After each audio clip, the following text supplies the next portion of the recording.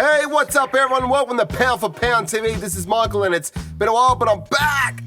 We are headed to the Desert Diamond Arena, Glendale, Arizona this coming December 16th for the highly anticipated flyweight unification bout between IBF World Flyweight Champion Sunny Edwards and WBO World Flyweight Champion Jesse Rodriguez. This will be Edwards' fifth defense of the IBF since claiming the belt back in early 2021 against South African Moruti Mthalane by way of a unanimous decision win. After vacating the WBC Super Flyweight title in 2022 and moving down a division, Jesse Rodriguez went on to pick up the, at the time, vacant WBO Flyweight strap in his very next fight with a commanding unanimous decision win over Mexican Chocolatito Gonzalez. This sets up the unification bout between world-ranked number 1 and 2, and the winner could potentially go on to meet former 4-division world champion Chocolatito Gonzalez in a blockbuster showdown, a fight that has been teased and that fight fans would love to see materialize. Sunny Showtime Edwards can talk the talk, and just as importantly, he can walk the walk. A savvy self-promoter who's also been known to throw on the cans and sit in front of a microphone to help call a fight, or whose punditry has been called upon for boxing insight and analysis. Edwards' talking has landed him a unification bout with Rodriguez, a potential fight with Chocolatito, and maybe even a possible date with self-proclaimed GOAT, multi-division and 2-division undisputed champ Claressa Shields. Unless she welches on a bet she made with Edwards on the outcome of his fight with Rodriguez, that is. I can just imagine the non-stop chatter at the table with those two on date night. Anyway, more to the point, it's what Edwards does in the ring that really matters, and up to now, he has been a very complex riddle to figure out for his previous 20 opponents. Edwards' footwork and lateral movement, upper body movement and overall use of ring space in executing evasive maneuvers has left many a challenger swinging for air. Not known for his knockout power, Edwards has traded in sitting on his punches and throwing his entire body behind them for light and nimble movement, sticking and moving as it were. Having said that, he has wobbled opponents when fully sitting on his shots, along with timing and momentum, and despite only having 4 KOs on his 20 wins and no losses or draws record, it shows you that he's got the ability to hurt opponents. Furthermore, Edwards also has an inside game to boot, and we see him trading in the booth at times when he feels it's safe to do so. For the most part, it's Sunny's movement and reaction that makes him a frustrating boxer to deal with. Sunny reads body movement so well, partly why his reaction time and reflexes are so crisp. Gliding in, touching his opponents with a shot or two before gliding out again is infuriating, especially if you don't know how to cut off the ring in order to corral and pin Sunny down. For Rodriguez, a lot of his success against Edwards will depend on how effective his pressure is and how well he is able to inhibit Sunny Edwards' movement. Jesse Bam Rodriguez will also be heading into this bout an undefeated fighter, much like his counterpart, only with a little less ring time as a professional. That's in part because he has had less fights than Sunny Edwards in the pro ranks, and partly because he has stopped more than half of his opponents.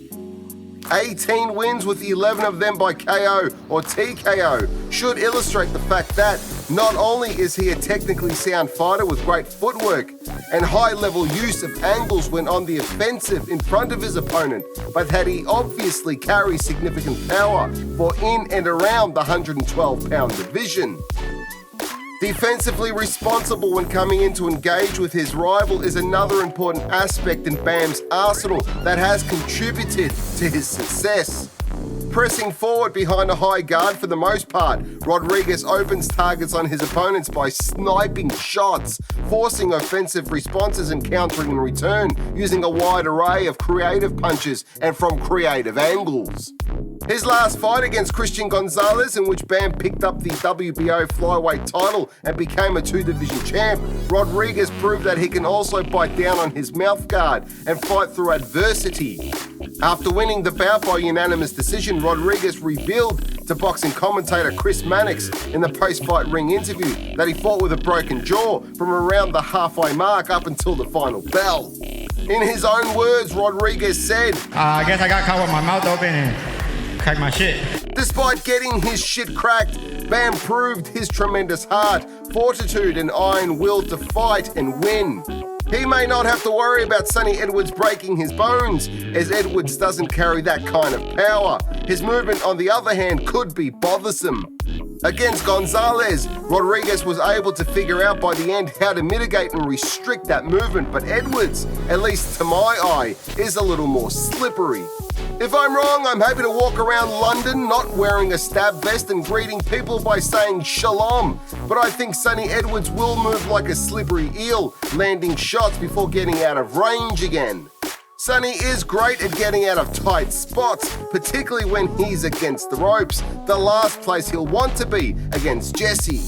However, there's no doubt in my mind that Jesse will corner Sonny at moments in the fight and will land enough on Sonny to rack up the points.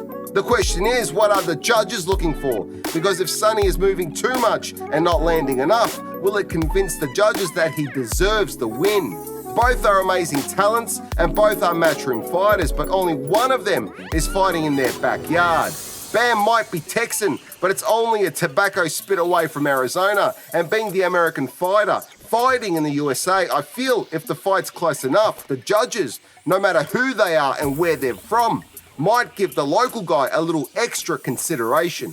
This one's a tough one to call, but I'm going with Jesse Rodriguez on points. Thank you for watching Pound for Pound TV. Please remember to subscribe and hit that notification bell for future updates. See you in the next one. Check out our Patreon page to become a Patreon family member where you'll receive some cool perks. If you're looking for some new threads, we've got t-shirts, hoodies, and much, much more. So head on over to our Michael Akobi Pound for Pound TV stores. They can be found on Redbubble and Spreadshop. Join me on my travels and head on over to my other YouTube channel titled Barefoot and Free. There you can follow me as I traverse the many parts of our planet and occasionally get into a spot of bother. Nonetheless, it's always fun and entertaining. If you're struggling with some of life's obstacles and challenges, my book How to Get Out of Life Traps might just be the answer that you're looking for to help guide you through the difficult times. It's helped many get past some of their darkest moments, and it might do the same for you.